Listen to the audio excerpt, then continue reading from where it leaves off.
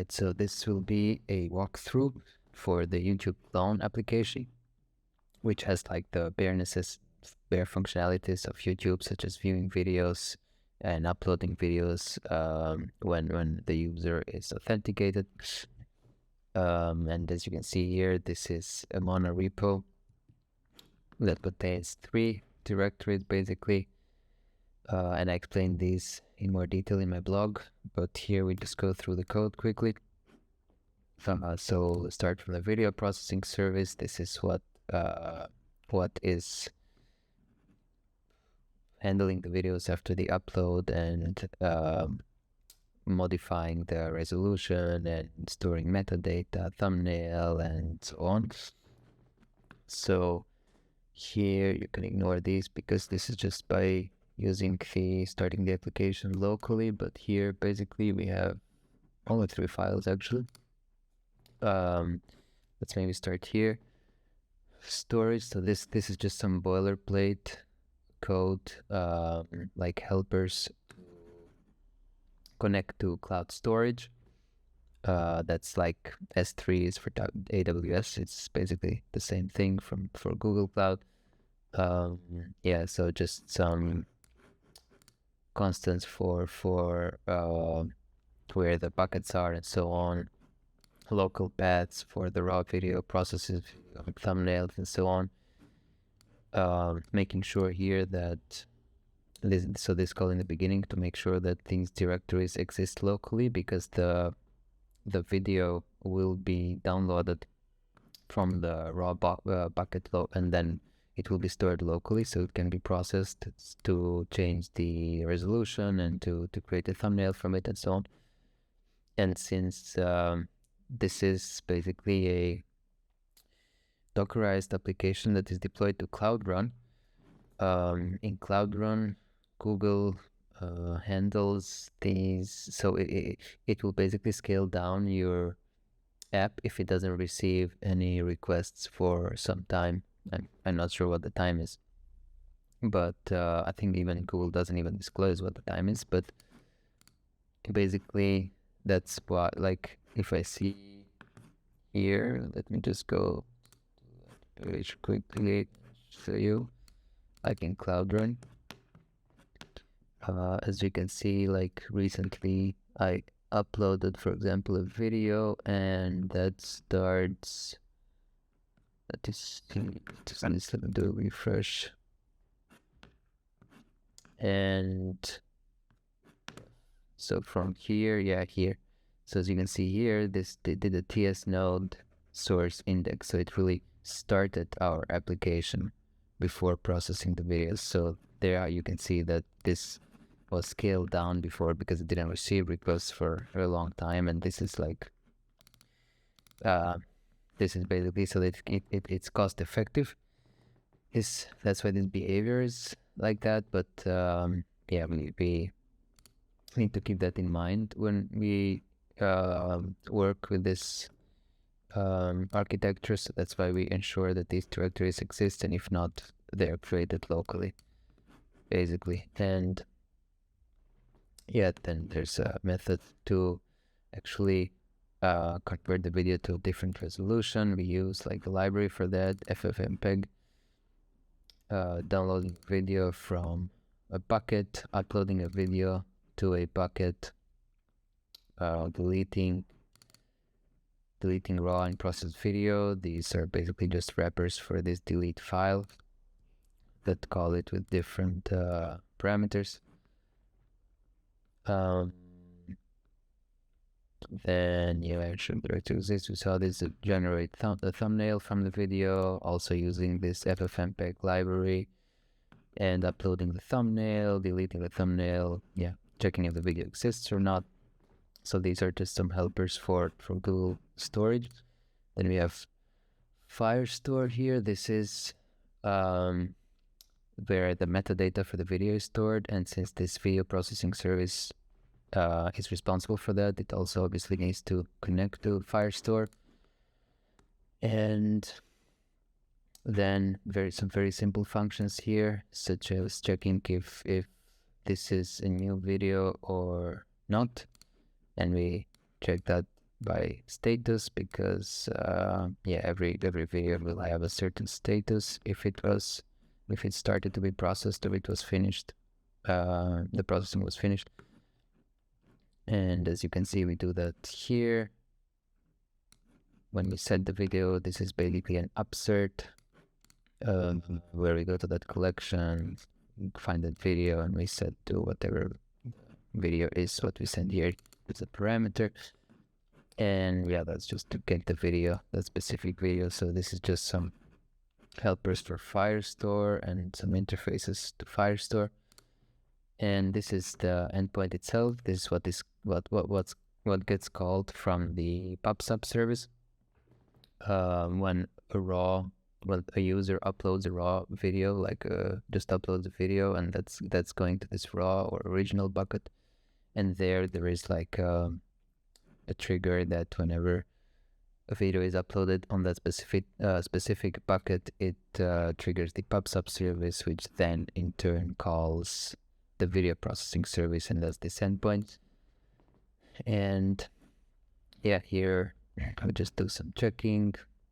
Here we check if the video is new or not, and it's just basically a naive implementation, as you can see, because the video ID is just being taken from the file name, and that's how we check if this file was already uploaded or not. But of course, two files can have the same name, and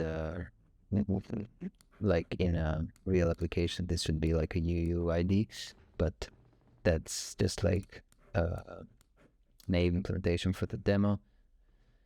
And yeah, here we then set this video to Firestore. As I said, this is an upsert, so initially it will create that document, and the status is set to processing. Then yeah, we check if the video actually exists in the actual raw bucket in storage, because if it doesn't exist, then we cannot do anything about it. We cannot download it locally.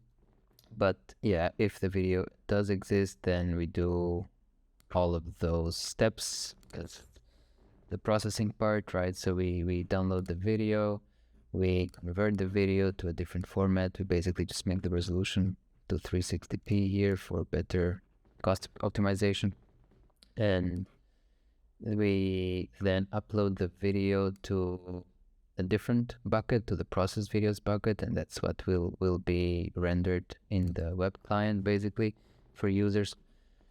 And we generate the thumbnail and upload it as well, I think, in this. Yeah, we also upload it there when we generate the thumbnail. And so maybe this should be called like generate and upload thumbnail. Then we update the metadata in Firestore to now have the status as processed or finished, and we have now the reference to the actual video in the storage, in the processed storage bucket, which will be rendered in the client, and also to that thumbnail. So that's just a certain naming that is the same in the bucket and in the Firestore document, and that's how the client knows what to render. And then all of the files are deleted locally, the raw video, process video, and the thumbnail. And yeah, then we say video processing complete, and that's basically what we saw also here in logs. In the end, we say video processing complete. So that's this process right here. And yeah, that's pretty much the videos processing service. It's one simple endpoint here, and this is deployed via Docker to Cloud Run. So that's like a microservice. And then we have the API service, and this basically holds all of the Google Cloud functions or Firebase functions, which are like Lambda functions in AWS. So these can basically be independently deployed, like every function that you have. it's just one file here, so it's easy to see. You can really like just write one function and then just deploy this specific function, and then you will see all of your functions in your functions right here, or either in Firebase or in Google Cloud. You'll see all the functions. As you can see, we have 3 functions here deployed, and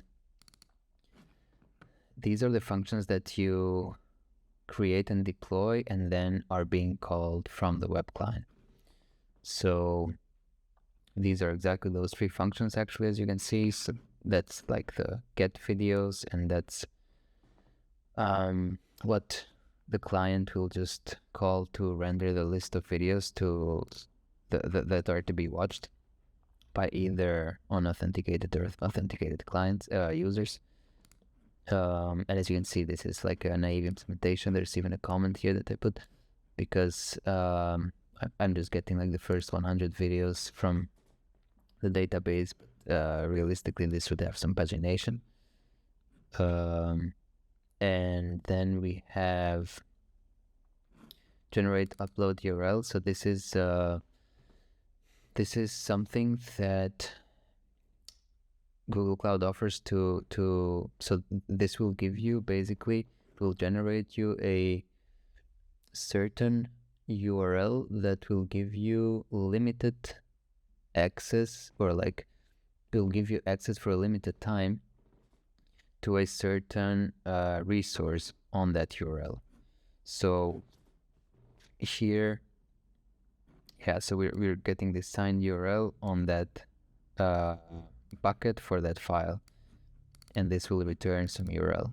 There's the file name, and we need this because we want to upload that file from the client, and we can only do that if we have some authentication, and this is perfect because it's just like, I think by default valid for only 15 minutes, so you cannot like it's quite safe.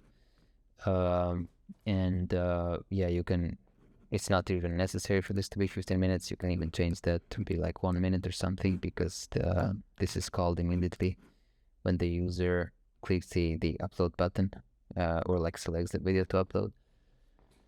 And then we have our create user method. So this is called yeah, there's a comment here. Basically, this is like this event-driven architecture that is used. So whenever a user is actually created initially in Firebase, like this, what we have here, basically out of the box gets triggered when a user is created, like signs in for the first time, basically with Google, through Google. We'll see that in the client, but when that happens, we also want to like store that user in one of our collections, actually one of the just 2 collections here in Firestore. Yeah, so we have users and we have videos, and that's all we have. And as you can see, there's an email, photo, URL, and the user ID, and that's exactly what this does. So it will just store some metadata for the user, which is just being shown right here, actually, like the profile picture and that email. And yeah, so this user that you see here, this user record, this comes from Firebase. So that's how we know basically these types and what to put here. We should have like IntelliSense actually. So when I say user dot something, we have IntelliSense here. So that's how we know what that photo URL actually looks like to store. And yeah, we store it in that collection users. And yeah, that's pretty much functions, right? That's the API service, and these can be really independently deployed very easily by just saying deploy the function name, like through the Firebase console command, or you can even deploy all of them if you would want. And there's like an out of the box, yeah, like this one here, Firebase deploy only functions, and this will deploy all of your functions. Or you can say Firebase deploy and then just function lay. That will really only deploy like one function, which is kind of cool. Yeah, and then there's the web client. This is a Next.js application, and I won't go into any details about that. But here there's a bunch of stuff. Like since we were at Firebase, let's just go here. There are some. So initially, of course, we need to put some config so that we know that we're talking about this specific project.